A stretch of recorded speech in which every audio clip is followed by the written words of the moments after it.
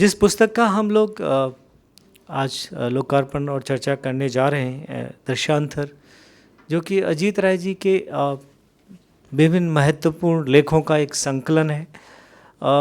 चाहे उसको आप यात्रा वृत्तांत कहें या फिर उनके अनुभव कहें, उनके जो विभिन्न संस्थाओं के साथ, विभिन्न प्रकाशनों के साथ, विभिन्न बहुत सारे राष्ट्रीय अंतर्राष्ट्रीय फेस्टिवल के साथ जो उनके अनुभव रहे, जो उन अनुभवों से उन्होंने जो चीज़ें लोगों को तक पहुंचाने का एक अपनी लेखनी के द्वारा कार्य किया है, ये पुस्तक उन्हीं सारे संकलनों को प्रस्तुत करती है, जिसमें कि दृश्यांतर दूरदर्शन की एक पत्रिका जिसको लेके बहुत महत्वपूर्ण बातें इन्होंने यहाँ पर रखी हैं।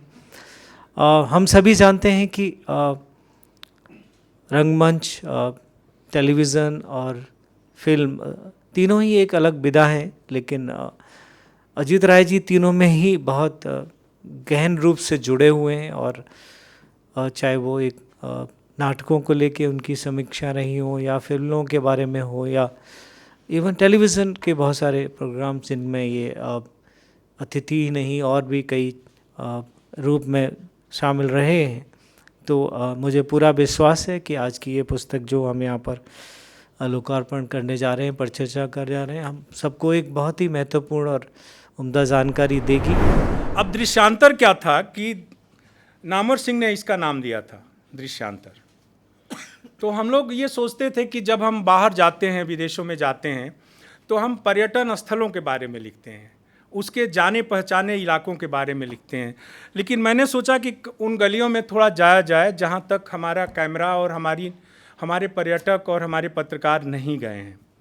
जैसे मान लीजिए दुबई में कोई आधी रात को निकल कर और वो खोजने लगे कुछ जो खोजा जाता है आधी रात में, तो अब वो कैसे संभव है कि एक मुस्लिम देश में जहाँ की कानून इतना कट्टर है, वहाँ शराब, सोना और औरतें, इस तरह से सारा दृश्य था। तो उसके बारे में मैंने खुलकर लिखने को लिखा है इसमें कि दुबई में बिना स्टेट के प्रोटेक्शन से ये कैसे संभव है। और उसके अलावा आप रूस में आप जाइए, मॉस्को में, जहाँ की पीपुल्स फ्रेंडली यूनिवर्सिटी जो भारत के ही प्रधानमंत्री और बाकी लोगों के सहयोग से बनी थी, उसमें एक वहाँ का वाइस चांसलर लगातार रूसी में बोलता है, रूसी में बोलता चला जाता है, मेरी समझ में कुछ नहीं आ रहा है। मैं वहाँ इंडियन फिल्म फेस्टिवल करने गया था, तो वो मैंने उससे कहा, अपने अनुवादक से जो सरफराज था, कि इसको कहो ना थोड़ा अंग्रेजी बोले, नहीं तो मैं भी हिंदी बोलना शुरू कर दूंगा। तो फिर वो वाइस चांसलर समझ गया और उसने कहा कि आप दिल से हिंदी में बोलेंगे तो हम समझ लेंगे, लेकिन अंग्रेजी मत बोलिए हमसे। और वो रूस में इस तरह से वो सारा कुछ हुआ। ईरान के राष्ट्रपति का एक किस्सा है कि प्रोफेसर महमूद अहमदीनेजाद 2012 में वहाँ राष्ट्रपति थे, और उसके बाद हमारे प्रधानमंत्री गए थे और उन्होंने गुटनिरपेक्ष आंदोलन का ईरान को अध्यक्ष बना दिया था। तो बहुत कृतज्ञ था भारत के प्रति। तो उसने मिला तो कहा खुशामदीद। तो फिर उसने कहा कि ईरान के बारे में आपकी क्या राय है। तो मैंने उससे साफ साफ बोला कि मैं ईरान की औरतें बड़ी खूबसूरत होती हैं, और मैं सोचता था अपने देश में कि मैं उनको देखूंगा तो मॉरल पुलिस मुझे जेल में डाल देगी। तो वो चकित रहा। फिर मैंने कहा कि लेकिन यहाँ तो 3 बजे रात तक ईरान में, तेहरान में औरतें जो खुलेआम काम करती हैं, घूमती हैं, उनको जो इज्जत और प्रतिष्ठा हासिल है। तो मुझे ऐसा फिर कहा कि इस्लाम फोबिया के बारे में आप क्या सोचते हैं। तो मैंने कहा कि जिस दिन दुनिया भर के मुसलमान ये सोच लेंगे कि बंदूक की नोक पर वो सारी दुनिया को कन्वर्ट नहीं कर सकते, उस दिन ये जो सभ्यताओं के संघर्ष की 80-90% समस्याएं हल हो जाएंगी। साफ साफ मैंने उससे बोला। तो वो तुरंत, मैंने सोचा कि ये मुझे कुछ खरी खोटी सुनाएगा। तो उसने कहा खुशामदीद, वी बिलीव इट। हमें ज़्यादा कहा कि हम बिलीव करते हैं। और नेक्स्ट डे जो सम्मेलन हुआ तो उसमें टेररिज्म पर और ISI, ये तो उस समय नहीं था, वो दूसरे रूप में था, लेकिन वो ईरान का उस तरह से था। उसी तरह से आप देखिए कि कुछ इसमें जो कहानियाँ हैं वो ऐसी हैं जो दिल दहलाने वाली हैं। जर्मनी में आप जानते हैं कि हमारे भारत के कई इलाकों के लोग अवैध रूप से यूरोप में जाते हैं।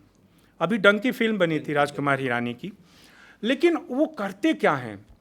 मतलब मुझे एक वहाँ जर्मनी बहुत अमीर देश है इस समय, तो वहाँ पोलैंड की और पूर्वी यूरोपीय देशों की लड़कियाँ बाइयों का काम करती हैं, कुछ चपरासी का, कुछ ये सब का काम करती हैं।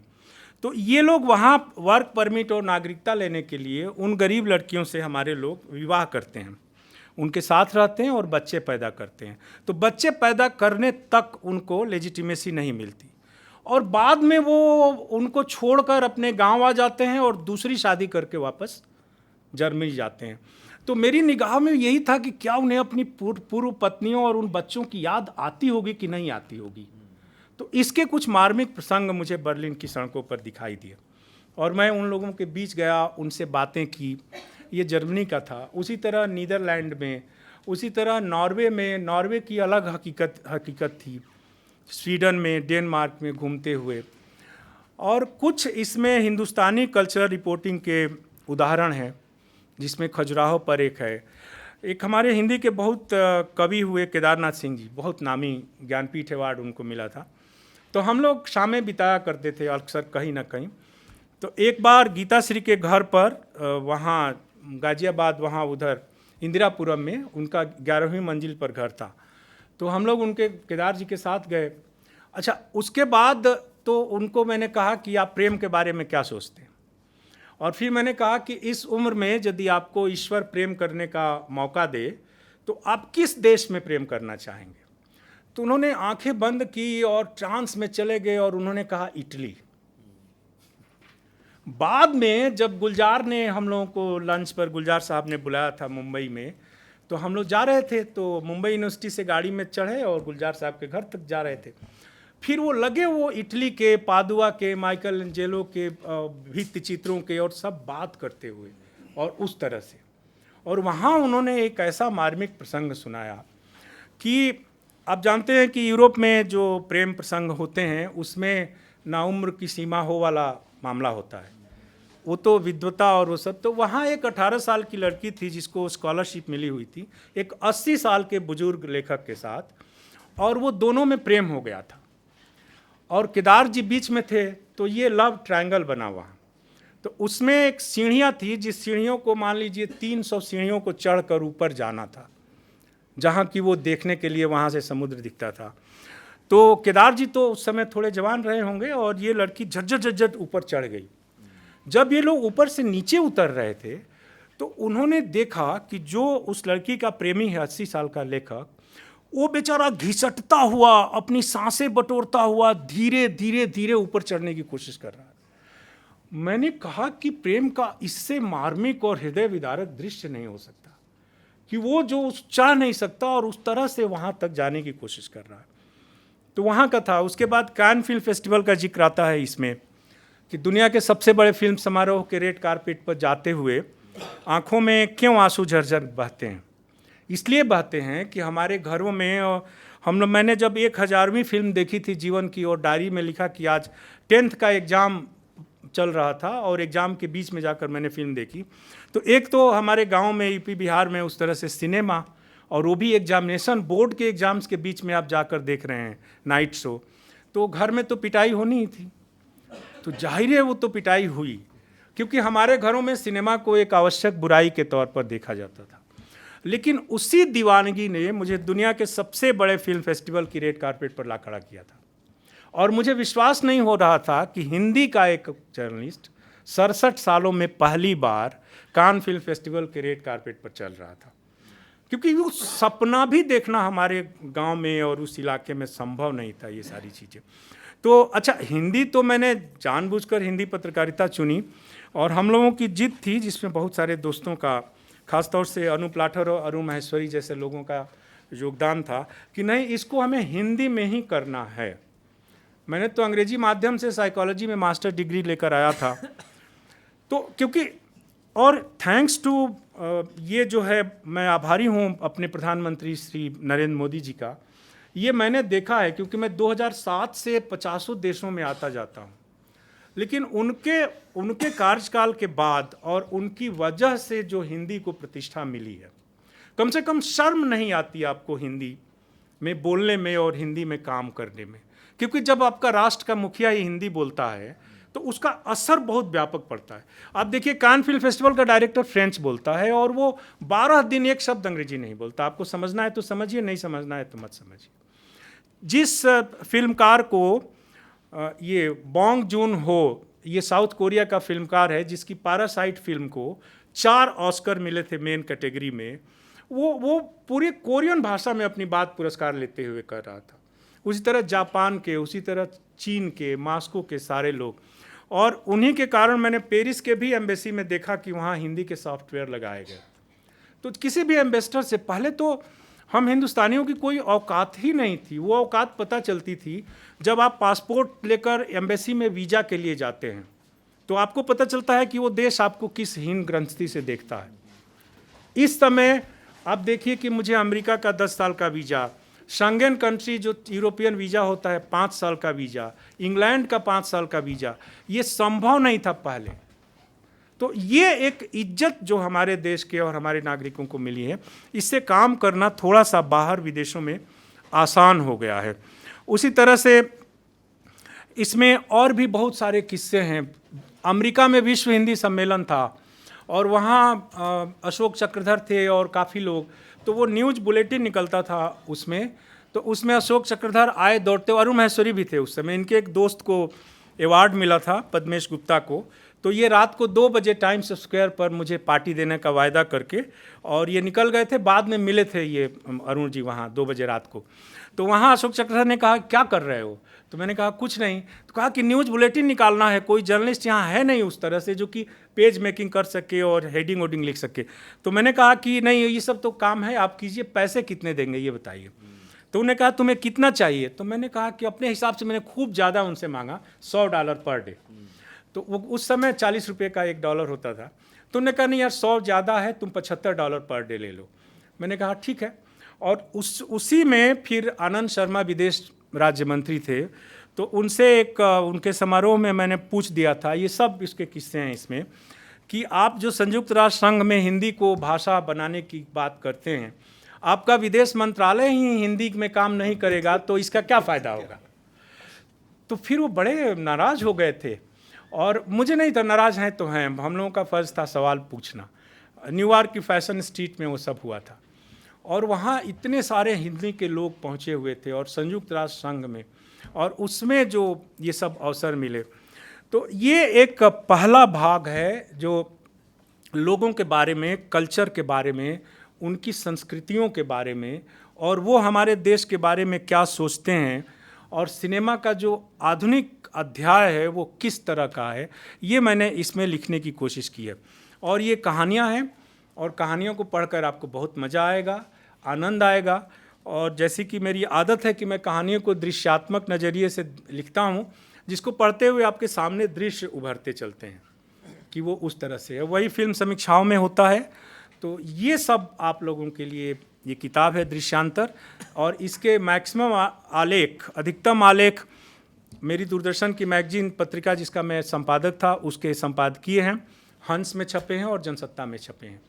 तो ये कुल मिला जुलाकर ये किताब है। तो मैं आपका और इंदिरा गांधी राष्ट्रीय कला केंद्र का आभारी हूँ कि उन्होंने मुझे ये अवसर दिया कि इस किताब पर यहाँ चर्चा हो। धन्यवाद। तो किताब के बारे में कुछ कहने से पहले मैं थोड़ी सी उसकी पूर्व पीठिका एक कहना चाहूँगा। 1900 मतलब पिछली शताब्दी के आखिरी 3-4 सालों के दौरान मैं जनसत्ता में नौकरी करता था और नाटकों पे लिखता था। उस दौरान अजीत राय वहाँ सांस्कृतिक रिपोर्टिंग करते थे, और मतलब इनसे परिचय से पहले से इनकी रिपोर्टिंग से मैं परिचित था, क्योंकि एक तो बहुत ज़्यादा लिखते थे और विविध विषयों पे लिखते थे। तो इनके लेखन की एक ख़ास बात जो मुझे जो दिखती थी उस दौर के जो उसमें कि जो इस तरह की रिपोर्टिंग होती है उसमें परिप्रेक्ष्य का अभाव होता है। आमतौर पे लोग जो नोट करते हैं वही लिख देते हैं बस। तो वो चीज़ें किस कॉन्टेक्स्ट में हो रही हैं, उनका एक बृहत्तर मूल्य क्या हो सकता है, उसका ऑब्जर्वेशन आमतौर पे नहीं होता था। तो अजीत राय के यहाँ दिखता था साहित्यिक, उदाहरण के लिए साहित्यिक रिपोर्टिंग में पीछे जो बहसें हुई हैं हिंदी साहित्य में, उनका एक एंगल लेना, या जो वर्ल्ड सिनेरियो है, जो राइट लेफ़्ट वाली पॉलिटिक्स होती है, उसमें उसका क्या महत्व है, ये सबको चिन्हित करना। तो अब मुझे याद है कि इन्होंने ओशो पे रिपोर्ट लिखी थी, ओशो आश्रम पे, जो पूना का ओशो आश्रम है। तो ओशो आश्रम के अंदर की पूरी गतिविधियाँ किस तरह से होती हैं, उसका क्या सिस्टम है, वो सब लिखने के बाद इन्होंने लिखा, लेकिन इस आश्रम का बाहरी दुनिया से कुछ लेना देना नहीं है। वो अपने में एक स्वायत्त दुनिया है, और बाहरी दुनिया में क्या गरीबी, शोषण, उठापटक, राजनीति, ये सब है, इससे कुछ लेना देना नहीं। तो एक महत्वपूर्ण बात थी, मुझे लगा कि ये इस तरह से लिखना, कि ये, क्योंकि ये एक उसका कॉन्टेक्स्ट है। असल में क्या है कि मैंने ये देखा है कि इस तरह की पत्रकारिता का महत्व तो इसलिए ज़्यादा है क्योंकि हमारे समाज का स्तर जो है अभी बहुत रेडिकल सच्चाइयों के लिए को बर्दाश्त करने वाला नहीं है। तो ये जो इंफॉर्मेशंस हैं, ये असल में प्राथमिक स्तर पे एक शिक्षित करने का काम करती हैं पाठकों को और समाज को।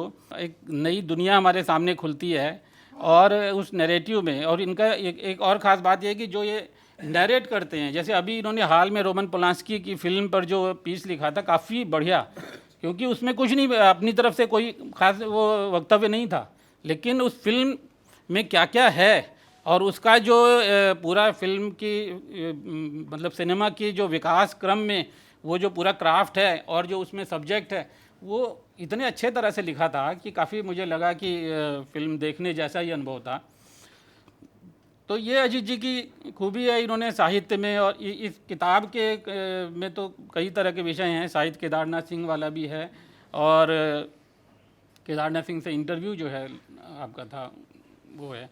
तो इस तरह की बातें हैं जो मेरे को लगता है कि कई जो नए पाठक होते हैं उनको ये पढ़ के ही पता चलता है कि उदाहरण के लिए सार्त्र तो किसी ने नहीं जाना होगा तो पढ़ेगा कि क्या कौन थे सार्त्र, ढूंढेगा, कुछ करेगा।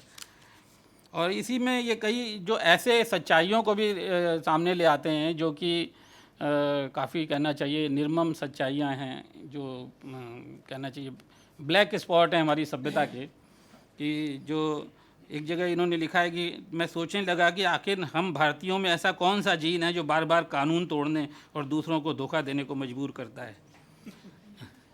तो क्योंकि इस पर मैं पढ़ चुका हूँ, ये बहुत पहले करण सिंह चौहान ने एक लिखी थी, यूरोप में अंतर यात्राएँ किताब, वो लिखी थी सोवियत ये कोलैप्स से पहले की किताब थी, कि वहाँ पे सारा जब सोवियत कोलैप्स होने लगा तो सारा 2 नंबरी धंधा वियतनाम के लोगों ने संभाल लिया। तो उन्होंने लिखा था कि एशियाई लोग इस तरह के कामों में क्यों, उन्होंने भी ये सवाल उठाया था बहुत पहले, ये आगे होते हैं। तो यही सब बातें हैं, और ये किताब मुझे लगता है कि जो युवाओं के लिए काफ़ी काम की साबित होगी, जो लोग इसे पढ़ेंगे। धन्यवाद।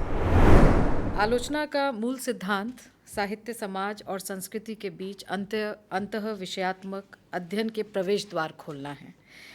जहाँ प्रवेश द्वार की गुंजाइश न हो वहाँ छोटे छोटे झरोखे भर ही खोल देना है। एक आलोचक कभी विशुद्ध आलोचक नहीं होता। यह व्यक्ति उस पद्धति का प्रतिनिधित्व करता है जहाँ विधाएं संगम की तरह मिल जाती हैं। अजीत जी ऐसे ही संगम का नाम है। हिंदी साहित्य की दुनिया में अंतर्विषयात्मक समावेशी विद्वान कम पाए जाते हैं। जो हैं उनका विद्वान होना या कहें सिर्फ होना मात्र ही अंतर्विषयात्मक विद्वान होने से ज़्यादा महत्वपूर्ण हो जाता है। मैंने ज्ञान मीमांसा का कोई प्रश्न उठे, कुछ मंथन हो, कुछ गंभीर बात उठे, इससे पहले ही चर्चा के तितर बितर होती हैं और व्यक्तिगत आकांक्षाएं, महत्वाकांक्षाएं सब बाहर आने लगती हैं। आलोचना का एक बहुत बड़ा इतिहास है और हिंदी आलोचना भारतीय आलोचना के साथ कदमताल करती हुई लगभग 400 वर्ष से भी अधिक पुरानी आधुनिक रूप हमारे सामने लेकर प्रस्तुत है। लेकिन कुछ व्यक्ति इस बात को, अगर हम इतिहास का पूरा ग्राफ देखेंगे तो ऐसे बहुत से पॉइंट्स हमें नज़र आते हैं जो उन व्यक्तियों के द्वारा चिन्हित होते हैं जो कि इस बात को उतनी ही विनम्रता से मानते हैं कि उन्हें क्या पता है, जितनी विनम्रता से इसका परिचय देते हैं कि उन्हें क्या क्या नहीं पता है। कबीरा तो बाज़ार में खड़ा पाया ही जाता है, और इसी तरह से हम जब दृश्यांतर से गुज़रते हैं तो एक पत्रकार का लगभग 30 दशक का निचोड़ कुछ सैम्पलर के रूप में हमारे सामने आता है, जहां हम ये देखते हैं कि सांस्कृतिक पत्रकारिता की वो झलकियां भी हैं, जहां अजीत जी अपने आप को वल्नरेबल होने से रोकते नहीं हैं और वो झलकियाँ भी हैं जहाँ पर वो सशक्त रूप से आलोचक के रूप में, अध्येता के रूप में भी सामने आते हैं। अजीत जी से मेरी पहली मुलाकात तब हुई थी जब मैं स्कूल में थी। मैं बिल्कुल नहीं बताना चाहती कि आपकी उम्र क्या है, मगर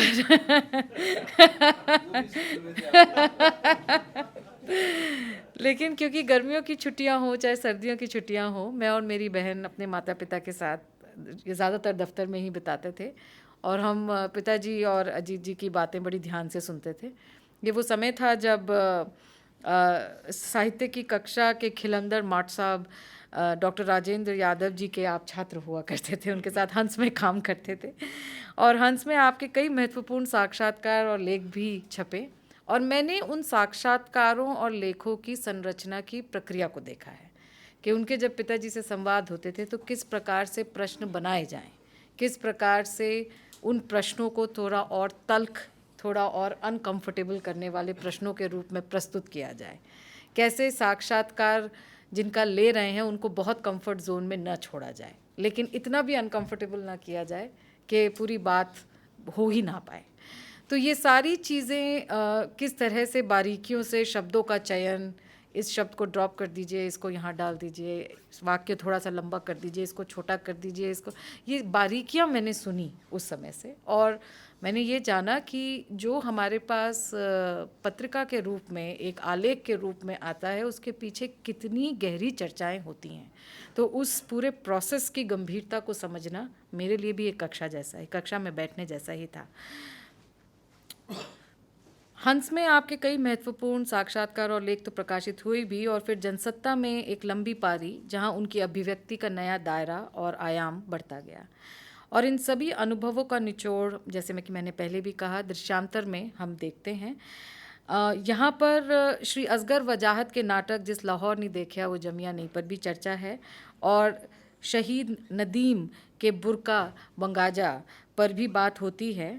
यहाँ एक आधुनिक पाकिस्तान की बात होती है जिसकी आज कल्पना करना भी मुश्किल है और एक ऐसे ईरान की बात होती है जो कभी यादों के गलियारों में खो सा गया है।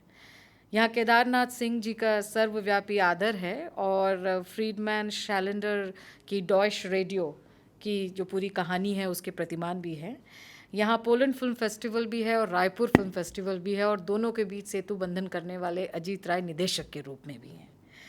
यहाँ 5 सितारा अध्यात्म पर तंज है जिसकी आखिरी पंक्ति में अजीत जी कहते हैं, दरअसल दूसरे बच्चों के खिलौने को तोड़ना ही रजनीश चंद्र मोहन जैन उर्फ ओशो नाम के इस बालक का सबसे प्रिय खेल है।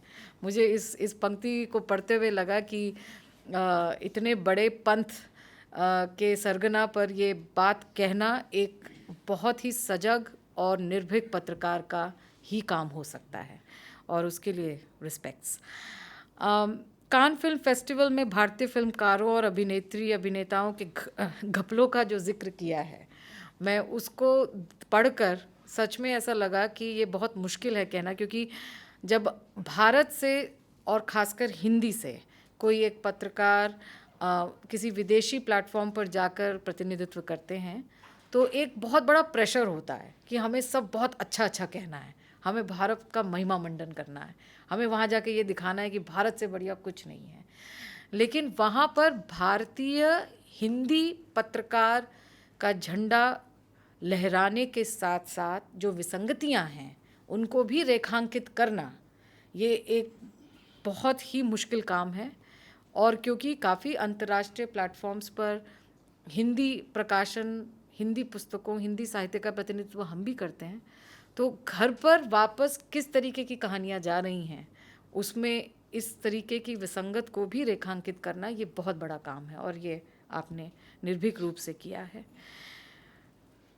दृश्यांतर में विश्व सिनेमा का इतिहास भी है और भारतीय सिनेमा का भविष्य भी है।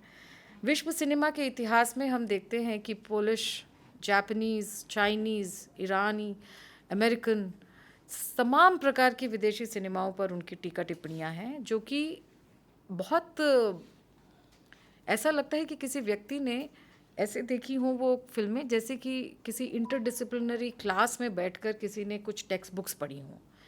और जब हम देखते हैं कि भारतीय सिनेमा का भविष्य कैसा वो देखते हैं तो उसमें जिस तरीके से बॉलीवुड की एक टुकड़ा जो किसी तरह से भी अंतर्राष्ट्रीय प्लेटफॉर्म को कब्जाने की कोशिश करता है, जिसमें उन्होंने प्रशांत कश्यप जी का भी जिक्र किया है, उसके इतर एक बहुत बड़ा दबका है जो चप्पल घिस कर ऊपर आ रहा है, और उनको इतने बड़े प्लेटफॉर्म की दरकार भी है। उनका काम भी बहुत उम्दा है।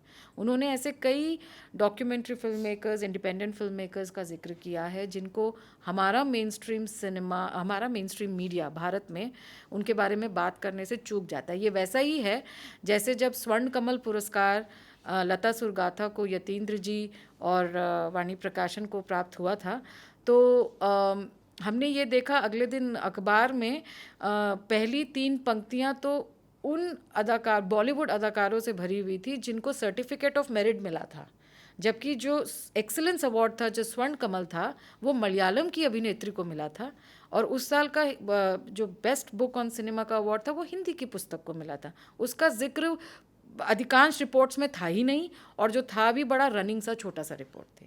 तो किस तरीके से बॉलीवुड का वर्चस्व भारतीय सिनेमा पे हावी हो जाता है, और कैसे अच्छा सिनेमा, भारतीय भाषाओं का साहित्य इस पूरे भारी भरकम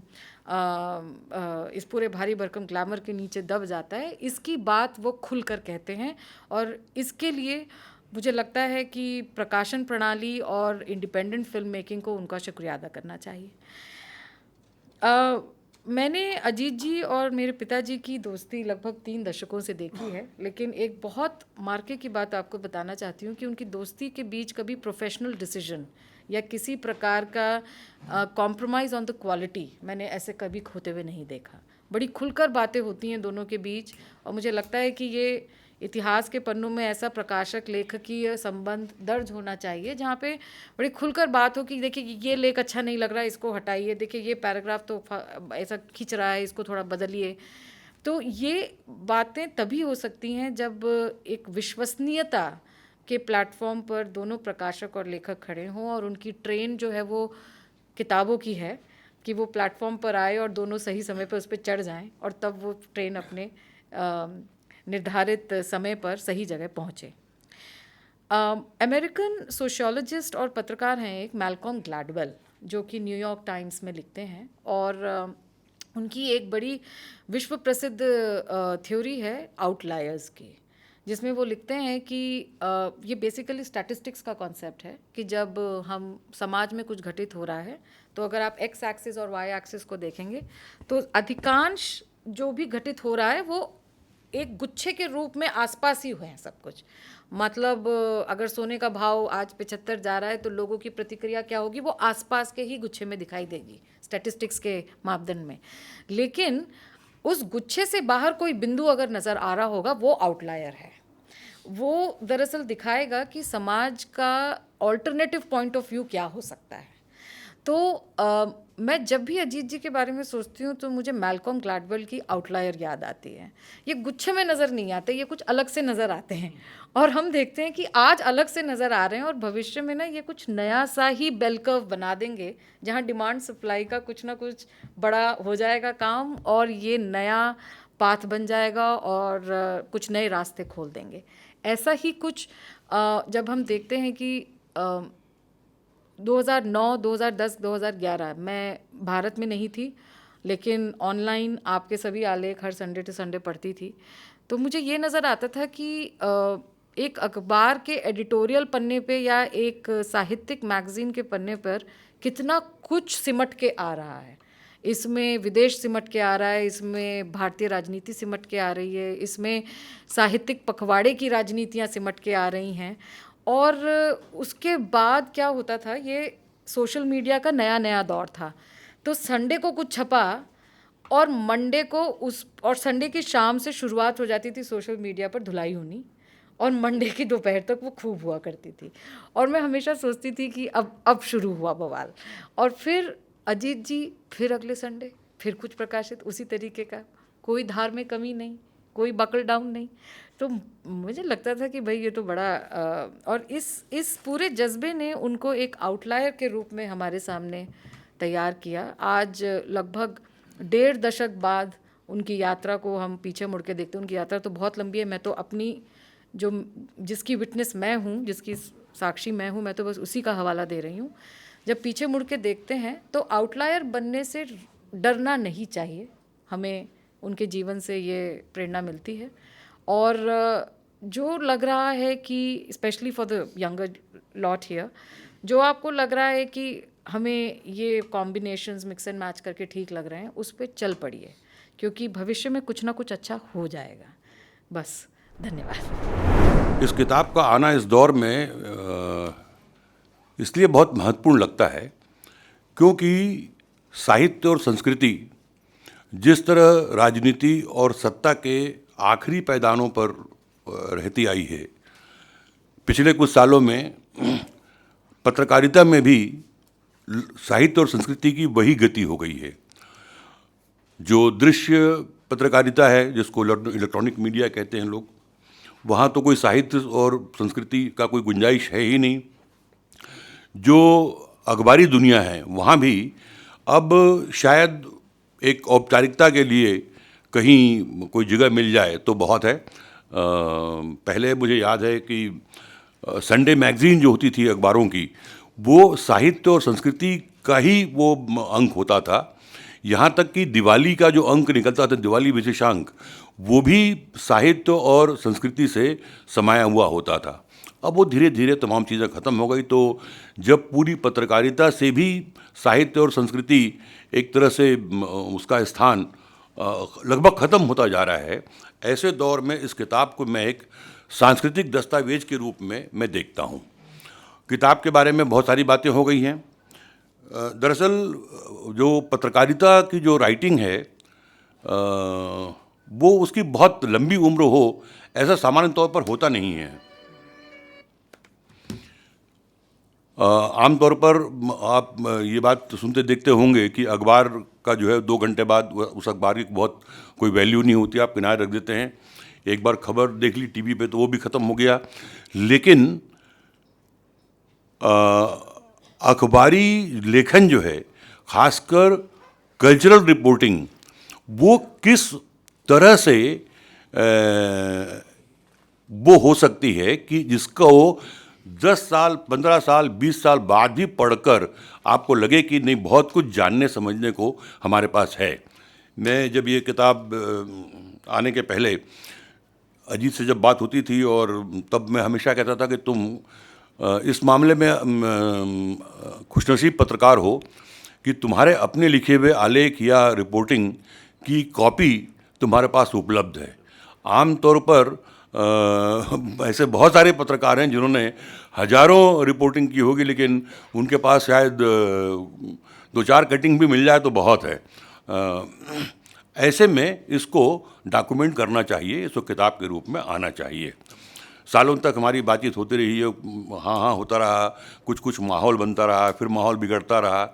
कुछ ऐसा हुआ कि दिल्ली छोड़कर ये बम्बई शिफ्ट हुए, और वो एक सुखद इस मामले में रहा कि उसके चलते ये किताब छप के आ गई।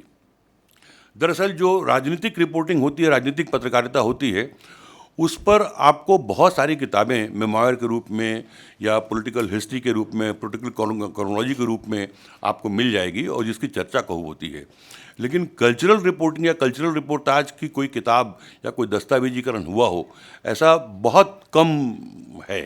जबकि बहुत महत्वपूर्ण काम इस दिशा में हुए हैं, और इस तरह उनका डॉक्यूमेंटेशन होना बहुत ज़रूरी है। दरअसल डॉक्यूमेंटेशन की परंपरा ही हमारे समाज में धीरे धीरे ख़त्म होती जा रही है। गजेटियर का प्रकाशन होता था, वो बंद हो गया। जो इस तरह के तमाम जो चीज़ें हम देखते हैं आर्ट कल्चर को लेकर, जो उनकी बोलियां हैं, उनके कला रूप हैं, धीरे धीरे मिटते जा रहे हैं। उनका कोई डॉक्यूमेंटेशन न हो रहा है, न होने की दिशा में कोई बहुत गंभीर सोच हमारे सामने आ रही है।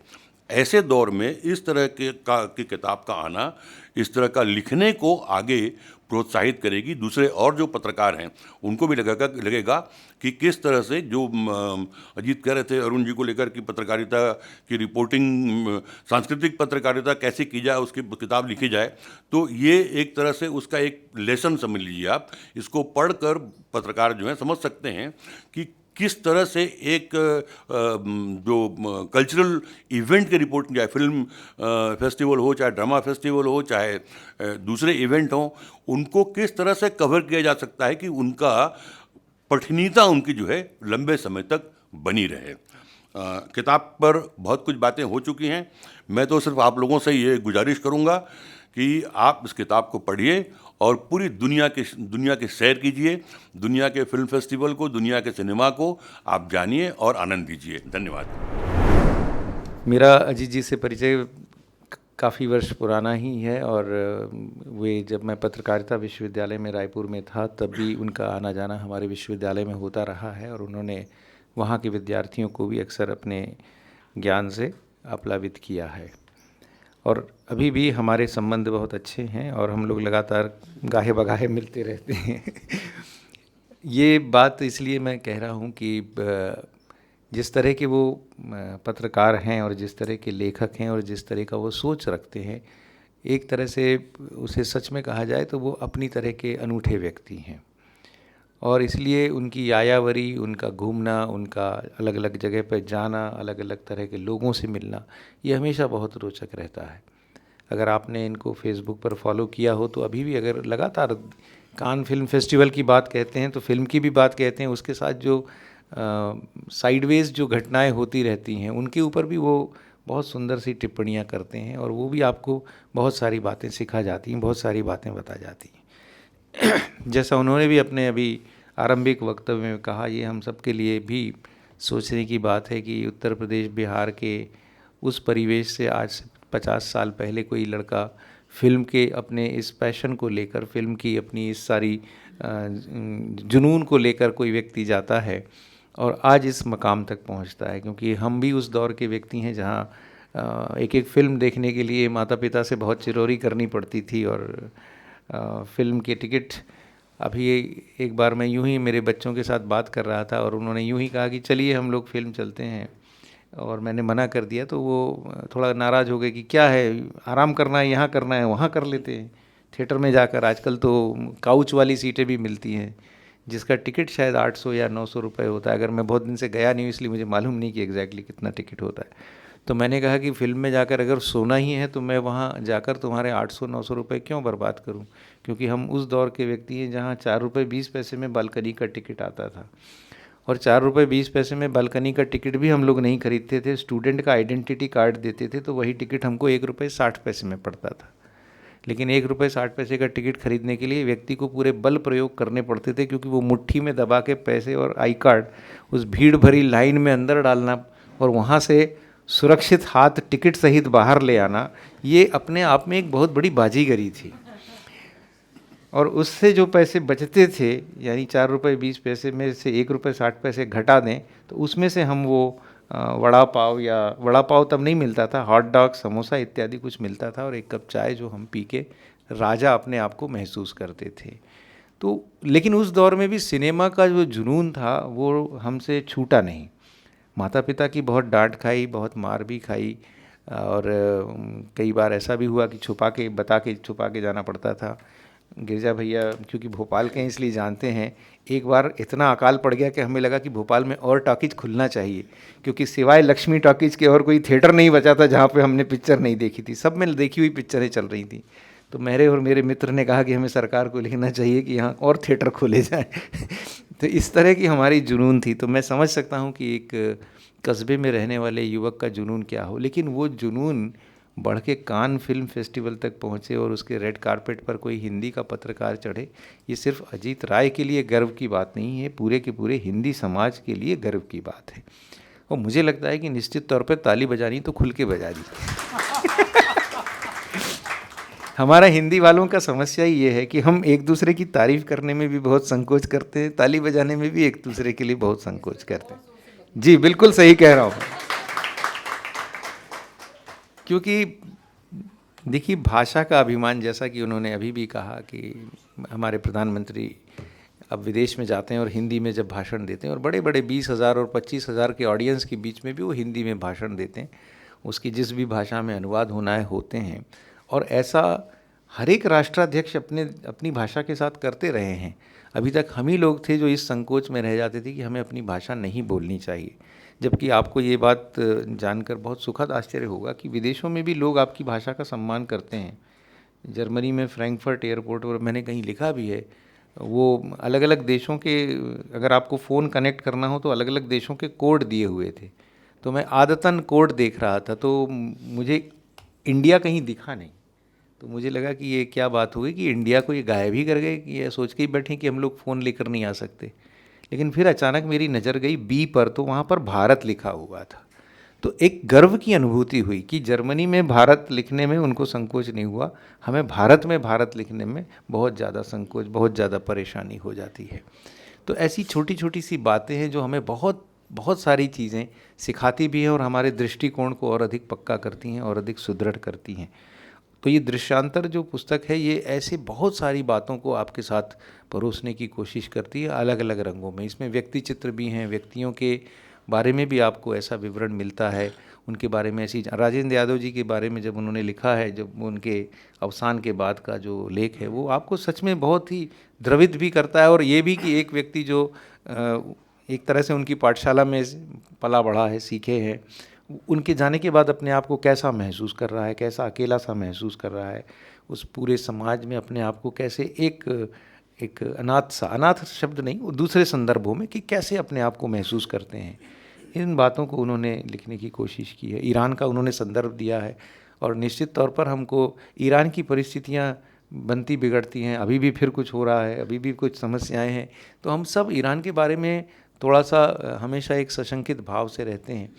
लेकिन जब आप ईरान के किसी व्यक्ति से मिले, वहाँ के परिवेश को जानने की कोशिश करें, तो आपको एक अलग ही दृश्य वहाँ पर देखने को मिलता है। तो ये बहुत सारी ऐसी बातें हैं जो अजीत जी अपने संस्मरणों में इसमें लिखते हैं। ये निश्चित तौर पर मुझे लगता है कि जो मीडिया के विद्यार्थी हैं उन्हें पढ़ना चाहिए। जब मैं थोड़ा बहुत मीडिया शिक्षा से जुड़ा था तब भी मैं इस बात को महसूस करता था और आपकी बात का मैं यहाँ समर्थन करता हूँ कि निश्चित तौर पर सांस्कृतिक पत्रकारिता पर एक अलग से पुस्तक लिखी जानी चाहिए। मार्केटेबल होगी कि नहीं, अब उसकी ज़रूरत बची है कि नहीं, क्योंकि अब जैसा गिरिजा भैया ने कहा कि अब पत्रकारिता में सांस्कृतिक पत्रकारिता की जगह बिल्कुल हाशिए पर हो गई है। मतलब मैंने अपने शुरुआती दौर में थोड़ा बहुत सांस्कृतिक पत्रकारिता में काम किया और मुझे बहुत गर्व से ये कहने में कोई हिचक नहीं है कि मुझे दैनिक जागरण जैसे अखबार में संपादकीय पेज के बगल में मेन आर्टिकल के रूप में 4 कॉलम की जगह मिलती थी अपनी चीज़ को लिखने के लिए। और तब मैं एक बिल्कुल कॉलेज से निकला हुआ नया विद्यार्थी था, या कभी कोई बड़ा उत्सव होता था तो बाकायदा 3-4 कॉलम की जगह रखी जाती थी रिव्यूज़ लिखने के लिए। अब वो सारी जगह देखते हैं तो ख़त्म हो गई हैं और अब सांस्कृतिक पत्रकारिता भी कमोबेश पेज 3 जर्नलिज़म पे सिमट के रह गई हैं। और पेज 3 जर्नलिज़म की जो दशा है उसको मैं बेहतर है कि बयान न करूं। यदा कदा मेरा भी चेहरा उसमें दिख जाता है और जब वो दिख जाता है तो ऐसे ऐसे लोग मुझे वो भेजते हैं और गर्व की अनुभूति करते हैं और बड़ा अंगूठा वगैरह दिखाते हैं कि we are proud of you. मुझे नहीं समझ में आता कि उसमें पेज 3 में आपका चौखटा छपने से प्राउड क्यों हो जाते हैं। मतलब कुछ बहुत अच्छी साहित्यिक गतिविधि हो या रचनात्मक गतिविधि हो और अगर आपकी बात छपे, भले ही चेहरा ना छपे, तो वो ज़्यादा महत्वपूर्ण है। लेकिन जिस तरह के हम ग्लैमर ओरिएंटेड जर्नलिज्म की ओर बढ़ रहे हैं उसमें ये सांस्कृतिक पत्रकारिता बहुत अधिक खतरे के दौर में है, इसको समझना पड़ेगा। इसलिए ये किताब ज़रूरी है, चाहे आज उसकी ज़रूरत तुरंत न महसूस हो, लेकिन आने वाले समय में निश्चित तौर पर हमें महसूस होगा कि क्यों अलग अलग अखबारों में सिर्फ म्यूज़िक के क्रिटिक रखे जाते थे, सिर्फ डांस के क्रिटिक रखे जाते थे, सिर्फ पेंटिंग के क्रिटिक रखे जाते थे, सिर्फ स्कल्पचर के क्रिटिक रखे जाते थे, और कैसे वो एनालिसिस करते थे। बड़े बड़े नाम हैं, एक हाथ का नाम लूँगा तो और लोगों के नाम छूट जाएंगे। ऐसे बड़े नाम हैं जो राष्ट्रीय और अंतर्राष्ट्रीय ख्याति के व्यक्ति हुए और उनकी एक लाइन लिख देना किसी कलाकार के जीवन का एक बहुत बड़ा सार्थक क्षण होता था। लेकिन वो सारा दौर धीरे धीरे ख़त्म होता जा रहा है। अजीत राय जी ने जैसे दृश्यांतर के संपादक रहते समय या रंग प्रसंग के संपादक रहते समय जिस तरह से उन्होंने दृष्टि उन पत्रिकाओं को दी, उसका थोड़ा सा भी आपको थोड़ा सा अवयव इसमें भी देखने को मिलता है साक्षात्कार की, कैसे उन्होंने इन पत्रिकाओं में भी इस दृष्टि को बनाए रखा है। आने वाले दौर में निश्चित तौर पर हम सब भारतीयों को ये समझना होगा, और ये बात मैं इसलिए नहीं कह रहा हूँ कि मैं कला केंद्र में बैठा हूँ या संस्कृति मंत्रालय में मैं काम करता हूँ, पर मैं निश्चित तौर पर यह कह सकता हूँ कि आने वाले दौर में विश्व में अगर कोई चीज़ हमको सबसे आगे ले जाने वाली है तो वो हमारी शाश्वत सनातन संस्कृति है। और अगर हमारी शाश्वत सनातन संस्कृति हमको आगे ले जाने वाली है तो हम सबको उसके बारे में चिंता करने की आवश्यकता है। और इसलिए हमारे पास जो गर्व करने लायक है वो यही है कि जो हमारी सांस्कृतिक धरोहर है, ऐसी धरोहर संपूर्ण विश्व में किसी और देश के पास नहीं है। उसी के साथ हमारे लिए ये भी गर्व की बात है कि अजीत राय जैसे लोग हैं जो संस्कृति के प्रति सजग होकर अपने लेखन को निरंतर करते रहते हैं। और इनका जन संपर्क, लोक संग्रह, इनका दायरा बहुत बड़ा है। कभी इनके जन्मदिन के फेसबुक पर पोस्ट देखता हूँ तो मुझे बड़ा रश्क होता है, और मैं कभी इनके जन्मदिन पर मैं कभी उपस्थित नहीं हो पाया, पर मुझे हमेशा लगता है कि बड़ा शानदार इनका जन्मदिन होता है। वहाँ कहाँ से अब हम आग्रह करेंगे कि दिल्ली मुंबई दोनों जगह मनाइए। तो मैं ये सिर्फ कहने का मतलब है कि व्यक्ति कैसे लोगों को अपने इर्द गिर्द जोड़ते हैं और कैसे जो है हितैषी मित्र, संपर्क के दायरे के लोग आपके आसपास आते हैं। मैं हमेशा यही प्रार्थना करूंगा कि अजीत जी निरंतर ऐसे ही सक्रिय बने रहें, लिखते रहें, देश विदेश का भ्रमण करें। और जैसा कहा कि गोवा और कहाँ का बताया आपने, रायपुर और कहाँ का बताया आपने, पोलिश फिल्म फेस्टिवल और रायपुर फिल्म फेस्टिवल के बीच में जैसा तादाद में उन्होंने स्थापित किया है, वैसा ही तादाद में वो निरंतर भारत और भारत के बाहर स्थापित करते रहें, क्योंकि यही दरअसल अजीत राय जी की थाती है और उसको वो बनाए रखेंगे। इन्हीं शुभकामनाओं के साथ बहुत बहुत धन्यवाद।